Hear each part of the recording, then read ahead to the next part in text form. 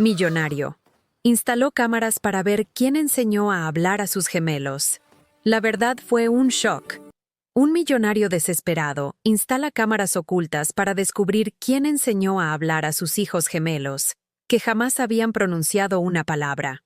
Pero lo que las grabaciones revelan no es un truco, ni un milagro médico, sino una verdad que romperá su corazón.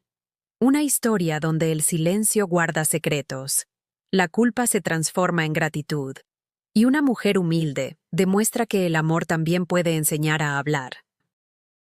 Cuando crucé por primera vez las puertas de aquella mansión, el aire olía a silencio. No al silencio tranquilo de las casas donde reina la paz, sino a ese que pesa, que se instala entre las paredes como un fantasma que nadie se atreve a nombrar. Cada paso mío resonaba en los pisos de mármol como si molestara al propio aire. Me habían contratado para cuidar de los gemelos, Santiago y Sofía.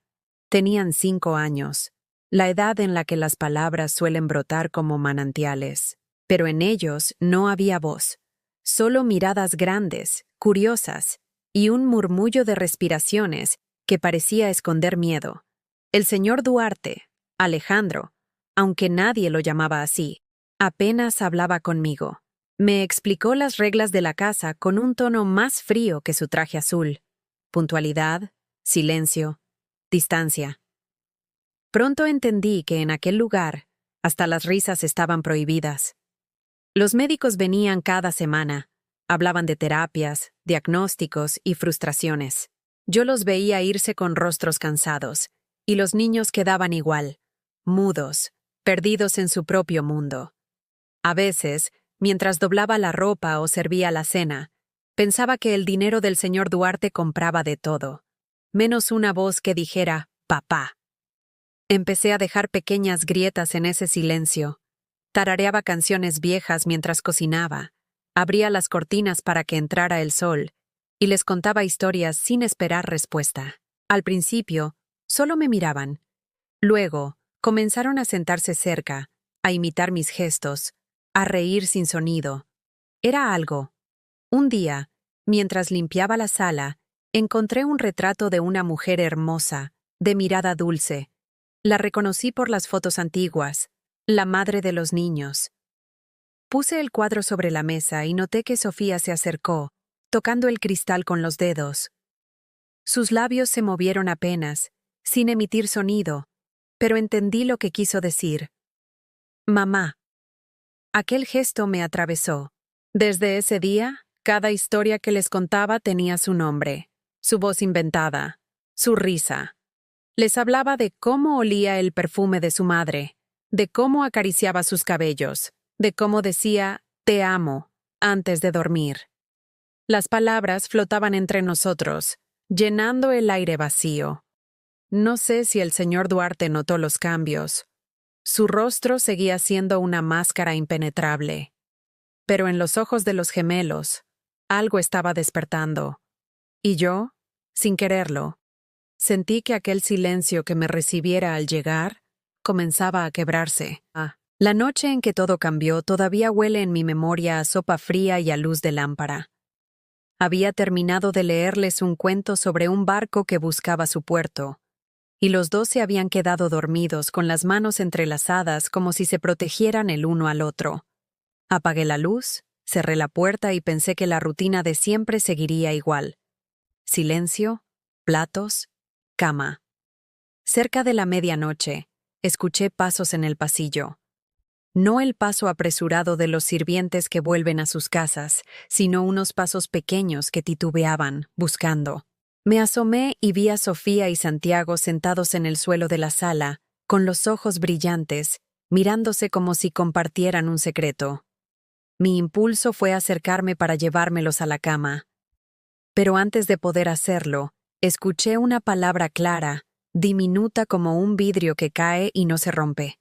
Papá. El sonido cortó el aire. Sentí que todo mi cuerpo se detenía. Las cucharas en la mesa, el tic-tac del reloj, mi propia respiración. La palabra no fue un murmullo ni un intento. Fue real, completa, pronunciada por la voz de uno de ellos. Santiago me miró y repitió con confianza: «Papá». Sofía lo imitó, y su «papá» sonó como un eco doble que llenó la sala vacía. Fue la primera vez que escuché a esos niños decir una palabra con intención. Mi corazón quiso brincar y mi garganta se quedó seca. ¿Cómo era posible? Los terapeutas no habían conseguido nada. Las pruebas no habían arrojado soluciones. Y sin embargo, allí estaban, haciendo el milagro más simple que un padre espera: llamarlo por su nombre. Al día siguiente, vi al señor Duarte distinto. Tenía la piel más pálida, la frente ceñida, como si llevara una lucha interna. En la comida no habló más de negocios. Miró la casa con una atención que antes le pertenecía solo a los números. Más tarde, le escuché ordenar sin querer ser oído: «Instalen cámaras. Quiero saber quién les está enseñando a hablar». La noticia me atravesó como un escalofrío. No por miedo a ser descubierta. No era ese el motivo principal, sino porque entendí la profundidad de su desconcierto. Él no podía aceptar que algo tan íntimo hubiera ocurrido sin su intervención. Para un hombre cuyo mundo se basaba en control y certezas, la voz de sus hijos fuera de su alcance era una amenaza. Aquella tarde, mientras colocaban las cámaras en esquinas que yo creía privadas, observé a los gemelos jugar con normalidad. No fingían, no actuaban, reían sin realizar sonoros, tarareaban juegos con la boca cerrada y parecían, de algún modo, conscientes de algo que yo aún no comprendía del todo. Me acerqué y les hablé en voz baja, como siempre hacía, sin alardes ni explicaciones. Les acaricié la cabeza y les dije que no tuvieran miedo. A la noche, cuando las paredes ya brillaban con la luz de los monitores, el señor Duarte me miró por primera vez con algo parecido a la fragilidad. «Si hay alguien que les devolvió la voz», dijo en voz baja, «quiero verlo». No pude responder. Mi silencio no era culpa, era una espera. Sabía que las cámaras mostrarían gestos, canciones, y tal vez las fotos viejas que yo usaba para nombrar a su madre, pero también sabía que la verdad, por más inocente que fuera, rasgaría su orgullo. Esa noche me acosté con la sensación de que, por fin, el silencio comenzaba a pagar una deuda que llevaba años acumulada. Después de aquella noche, la casa cambió de ritmo. Las cámaras instaladas ya no eran meros aparatos. Se volvieron ventanas que el señor Duarte abría para espiar la vida que él mismo había delegado. Yo seguía con mis tareas con las mismas canciones en la garganta y los mismos cuentos en la punta de la lengua, pero ahora cada gesto mío podía ser visto y juzgado en un cuarto frío, donde él pasaba horas frente a los monitores. Al principio pensé que me descubrirían y que me despedirían. Me inventé 1000 excusas por adelantado. Que hacía juegos de imitación, que repetir palabras fue cosa de la casualidad, que no tenía derecho a invadir recuerdos. Pero la verdad era otra. No me importaba perder el empleo. Lo que de veras me asustaba era que el silencio volviera para siempre a esos niños si yo me iba. Pasé tardes enteras revisando las grabaciones, no porque dudara de mí misma, sino porque quería entender cómo se formaban aquellas pequeñas victoriosas. Veía a Isabel, yo misma, reflejada en la pantalla, doblando una manta, señalando una taza, repitiendo con voz suave, «Ah, guá», y después alentando con un «muy bien». En otras tomas, les cantaba una canción que inventé sobre una mujer que lavaba nubes y las convertía en almohadas. Los niños me observaban con atención absoluta. Sus ojos eran como espejos donde la historia se reflejaba. Había un momento que repetía sin cansarme. Yo tomaba una vieja foto de la madre, la acercaba a ellos y, con la voz quebrada por el amor que yo no conocía en carne propia, les decía frases simples. «Mamá dice, te amo». Las cámaras captaban la ternura de mis manos, el temblor de mi boca, y luego la respuesta sutil de los niños. Una repetición en silencio, un movimiento de labios, una vibración en la garganta que no siempre se convertía en sonido. Poco a poco, esas vibraciones se hicieron palabras. Lo que las grabaciones mostraban también me reveló otras cosas. La soledad del señor Duarte, su impotencia contenida. Me sorprendió verlo varias noches, con la cámara en pausa después de un largo rato, tocando la pantalla como si pudiera recuperar algo que no existía en ese cuarto frío. En una toma, lo vi tomando una taza de café sin beberla, mirando fijamente la escena donde yo enseñaba a los niños a decir «mamá». Sus ojos se enrojecían y él apartaba la vista con un gesto que parecía decir «no quiero verlo, pero no puedo dejar de mirar».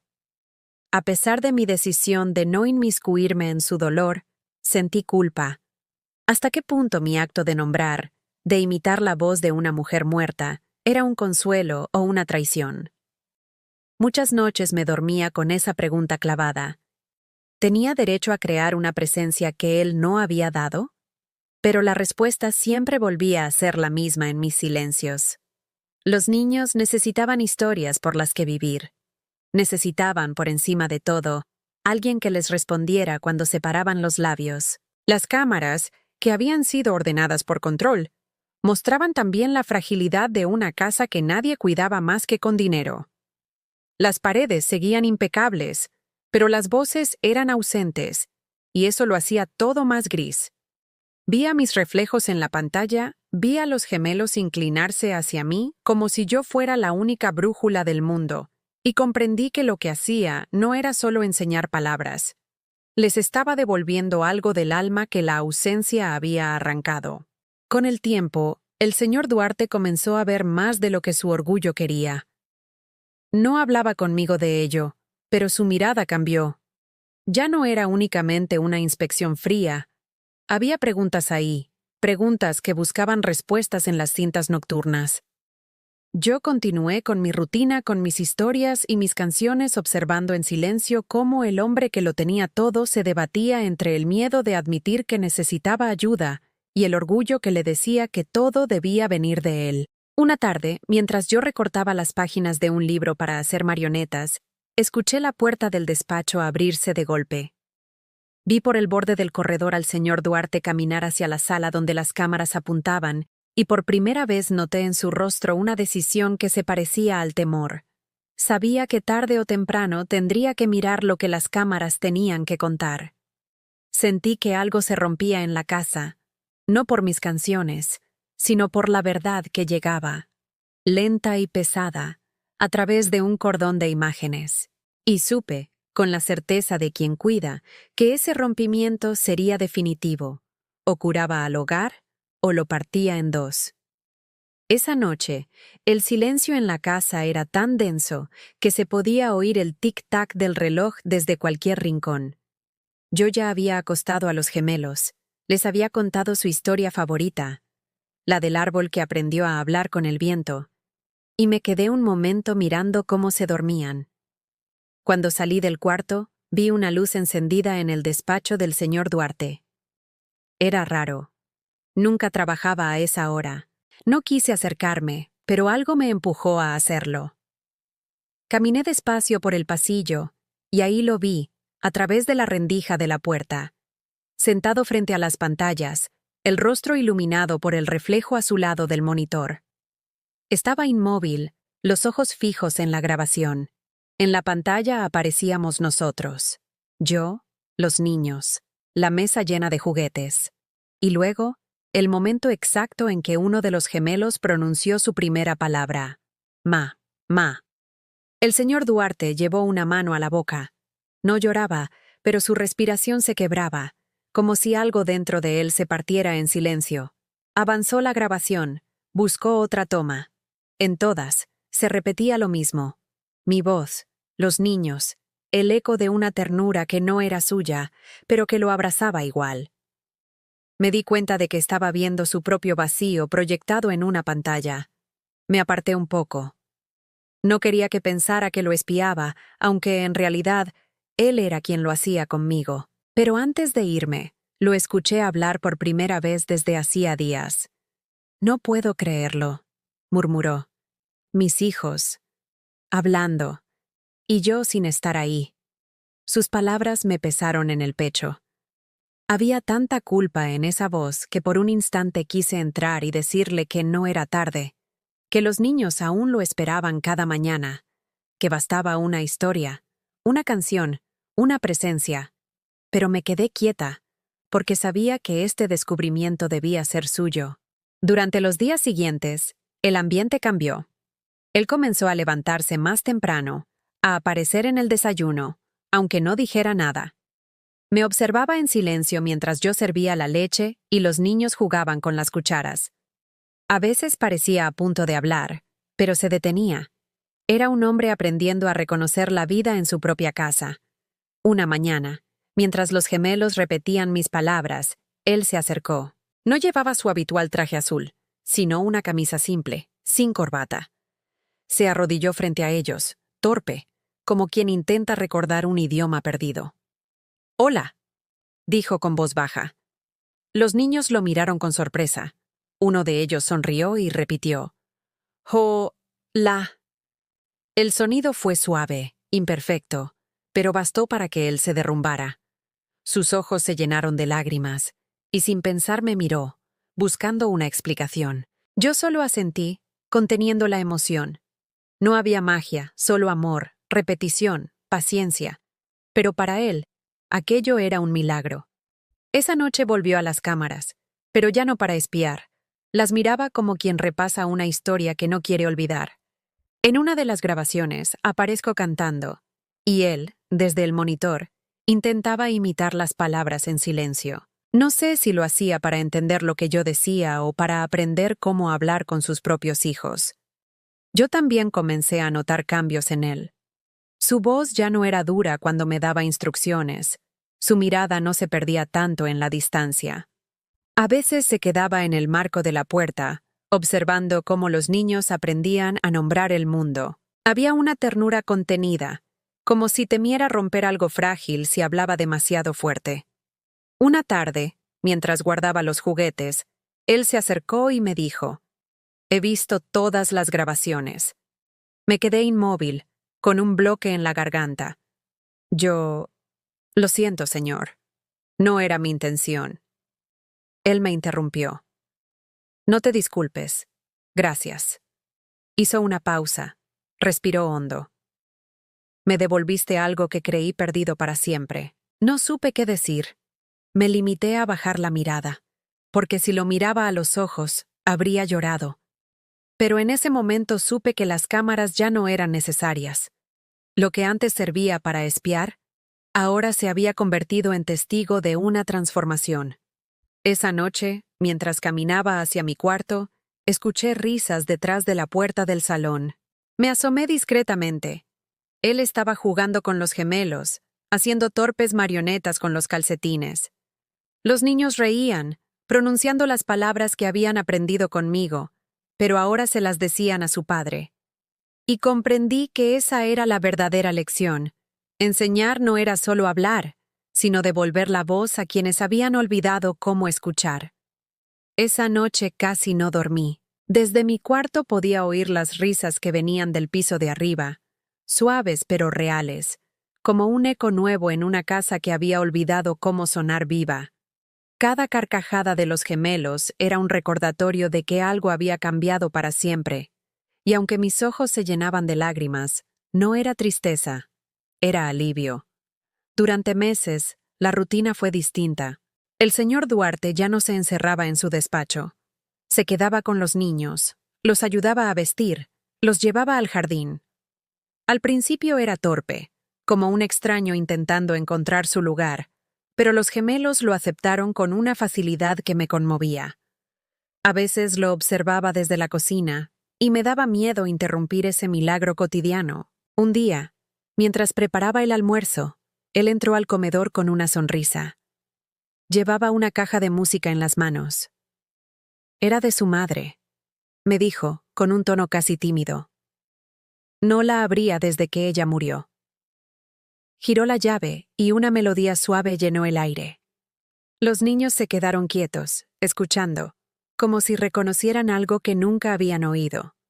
Cuando la música terminó, uno de ellos dijo despacio: Ma. El otro repitió. Él los abrazó con fuerza, y en ese momento comprendí que el duelo había terminado. Desde entonces, comenzó a hablar más conmigo. Ya no era el señor Duarte cuando estábamos a solas. Su voz tenía otra temperatura, menos de jefe y más de hombre que aprende. Me preguntaba cómo había logrado que los niños hablaran, qué método usaba, pero lo que en verdad buscaba era entender algo más profundo. No fueron las palabras, le dije una tarde. Fue que alguien los escuchó. Él me miró con los ojos húmedos. Yo no supe hacerlo, confesó. Tenía miedo de que se parecieran demasiado a ella, o de no ser suficiente sin ella. No supe qué responder. Me limité a posar mi mano sobre la suya, con respeto, sin decir nada. A veces el silencio también enseña. Las cámaras seguían ahí, pero ya nadie las usaba. Permanecían apagadas, como testigos dormidos de una verdad que ya no necesitaba ser grabada. La casa olía distinto, más a pan recién hecho que a soledad. Los gemelos corrían por los pasillos, llenando los espacios con palabras nuevas, inventadas, mezcladas con risas. Un día, mientras los veía jugar, el señor Duarte se acercó con una hoja en la mano. «Voy a desinstalar las cámaras», me dijo. «Ya no necesito mirar desde lejos». Asentí, sintiendo un nudo en la garganta. Era un acto pequeño, pero simbólico. Significaba que había decidido vivir el presente, no observarlo desde la distancia. Aquella noche, cuando el sol se escondió detrás del ventanal, él se acercó a mí mientras yo guardaba los juguetes. «¿Isabel?», dijo mi nombre por primera vez. «Gracias por quedarte cuando todo parecía perdido». No respondí, solo sonreí, porque comprendí que él no me hablaba solo como patrón, sino como padre que había recuperado su voz a través del amor de sus hijos. Al salir del cuarto, lo escuché leerles un cuento. Su voz era lenta, insegura, pero cálida. Los niños lo escuchaban atentos, repitiendo algunas palabras entre risas. Y mientras me alejaba por el pasillo, pensé que a veces la vida te pone donde menos esperas, solo para recordarte que el amor, ese que no se compra ni se enseña, puede renacer incluso en las casas más silenciosas. Esa noche, antes de dormir, apagué la última cámara. No hacía falta que nadie siguiera grabando. La historia ya tenía voz propia. Aquel amanecer fue distinto. El aire se sentía más tibio, como si la casa entera respirara después de años conteniendo la vida. Los gemelos corrían por el jardín, persiguiendo mariposas, y el señor Duarte los observaba desde el porche con una taza de café en la mano. Yo, desde la cocina, lo veía a través de la ventana. Parecía otro hombre, más humano, más presente. Pero la calma no suele durar mucho cuando el pasado no está en paz. Esa mañana llegó una carta sin remitente. El sobre era antiguo, amarillento, con la letra delicada de una mujer. La encontré entre la correspondencia, y al ver el nombre del señor Duarte, dudé antes de entregarla. Algo en mi pecho me advirtió que esa carta traería más que recuerdos. Él la abrió sin mirarme. A medida que leía, sus manos temblaron, su rostro perdió el color, y por un instante, vi en sus ojos el mismo vacío de los primeros días. Me pidió que lo dejara solo. Obedecí, aunque me costó. Esa noche, cuando los niños dormían, me llamó a su despacho. Sobre la mesa estaba la carta abierta. «Es de Ana», dijo con voz quebrada. La escribió antes de morir. Me contó que su esposa había previsto su propia partida. En la carta, le hablaba de los niños, de su miedo a que crecieran sin amor, de su esperanza de que él aprendiera a escucharlos como ella lo hacía. Había una frase que lo desarmó. «Si algún día vuelven a hablar, no busques respuestas en los médicos ni en los libros. Busca a quien les dé ternura, porque la voz nace del alma, no de la boca». Las palabras me hicieron estremecer. Él me miró como si de pronto entendiera todo. «Eras tú», susurró. «Ana lo sabía. Por eso los niños hablaron contigo. Les diste lo que yo no supe darles. No supe qué decir. Me limité a llorar en silencio. Era extraño sentir culpa por haber hecho algo tan natural como amar. Amarlos como si fueran míos, como si esa casa, con todo su mármol y sus sombras, fuera también un hogar. Él se acercó, tomó mis manos, y con la voz rota me dijo: «No sé si alguna vez podré pagar lo que hiciste por ellos». «¿Por mí? No tiene que pagar nada, señor», le respondí. A veces la vida solo pide que escuchemos. Por primera vez, su mirada no era de patrón ni de culpa, sino de gratitud. En ese silencio compartido, comprendimos que el perdón no siempre se dice, se siente. Al día siguiente, los niños lo despertaron gritando: «Papá», desde el pasillo. Él rió, los alzó en brazos, y por primera vez en años, su risa llenó la casa sin reservas. Desde la puerta los miré en silencio, sabiendo que el ciclo se había cerrado. Pero dentro de mí, una pregunta empezaba a germinar. ¿Cuánto tiempo más podría quedarme? Ellos ya no me necesitaban como antes, y algo me decía que la historia que habíamos compartido estaba llegando a su final. Esa tarde, mientras el sol se filtraba entre las cortinas, comencé a empacar mis cosas. No porque quisiera irme, sino porque sabía que los milagros, una vez cumplidos, deben dejar espacio para nuevos comienzos. Empaqué despacio, sin hacer ruido, como si cada prenda guardada fuera una palabra no dicha. No quería que los niños me vieran llorar. No quería que el señor Duarte intentara detenerme. La casa, que antes había sido un templo de silencio, ahora rebosaba vida. Y yo, ya no era necesaria. A veces, los finales no llegan con portazos, sino con una calma que duele más que el ruido. Dejé una carta sobre la mesa de la cocina, donde solía prepararles el desayuno. En ella les agradecía por devolverme algo que no sabía que había perdido: la fe en el amor, en la voz, en la ternura. Les pedía que siguieran hablando, riendo, cantando, incluso cuando el mundo se quedara mudo. Mientras caminaba hacia la puerta, escuché pasos pequeños detrás de mí. «¿A dónde vas?», preguntó Sofía, con esa inocencia que no entiende de despedidas. Me arrodillé para quedar a su altura y la abracé. «Voy a ayudar a otros niños que también necesitan encontrar su voz». Santiago me tomó de la mano y por un momento pensé que no podría hacerlo. Pero entonces oí la voz del señor Duarte detrás de ellos. «Isabel», dijo con suavidad, «¿estás segura de que esto es lo que quieres?». Me giré.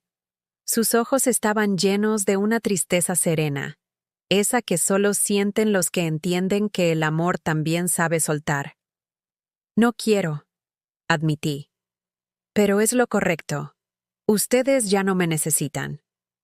«Nosotros siempre te necesitaremos», respondió él. «Pero entiendo». Ana también se habría despedido así. Sus palabras me dieron el permiso que mi corazón no encontraba. Me acerqué, lo abracé, y en su pecho escuché algo que nunca había oído antes en él: paz. Los niños se aferraron a mis piernas. Les prometí volver algún día, aunque sabía que tal vez no lo haría. Les susurré que cada vez que pronunciaran una palabra nueva, yo los escucharía, desde donde estuviera. Salí sin mirar atrás, pero mientras caminaba por el jardín, oí una voz pequeña gritar desde la ventana: «¡Te queremos, Isa!». Me detuve. Las lágrimas me nublaron la vista, y respondí, al viento, con una sonrisa que temblaba: «Yo también los quiero. Siempre».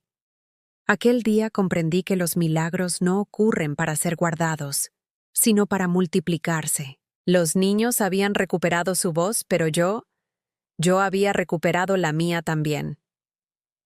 Caminé hasta la parada del autobús con la maleta en la mano, el corazón liviano y la certeza de que, en algún rincón del alma, siempre habría un eco suave, repetido en dos voces idénticas, diciendo: «Papá, mamá, Isa». El silencio, finalmente, había aprendido a hablar.